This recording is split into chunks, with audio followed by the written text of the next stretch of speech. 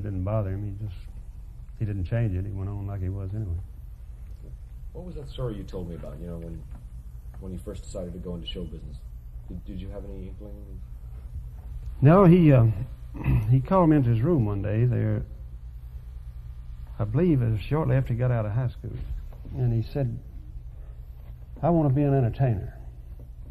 And I said, well, I don't know much about that sort of thing, but you deal with quite a few people in the business. I said, why don't you talk to some of them and see what you got to do to get into it, At that time, he was more interested in the gospel singing, the quartet singing, So he tried for 2 or 3 different of the young groups to get in with them, and they was either full or they didn't think he could sing good enough or something. I don't know what happened.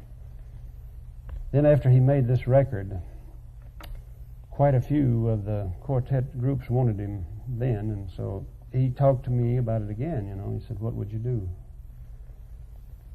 He said, I can get into the quartet singing now, in the gospel field. And of course my reaction was, what did you have to do during those shows?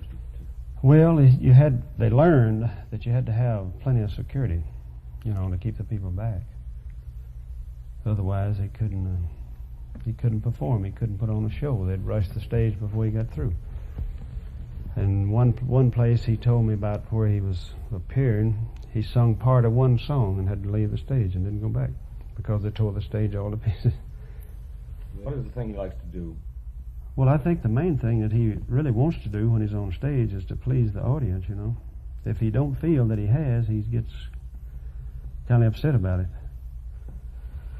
I think that's his main ambition in life is when he's, on stage is to please his audience, make them happy.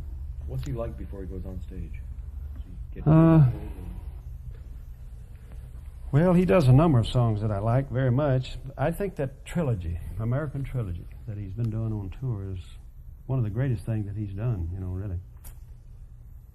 It seems to hit me more than anything he's done recently. He's kind of unusual as a performer, too, because he doesn't... Yeah.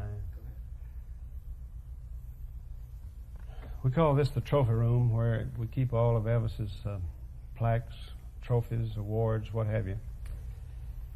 Citations that he has gotten through the years. For instance, here on this wall we have gold records, 56 singles.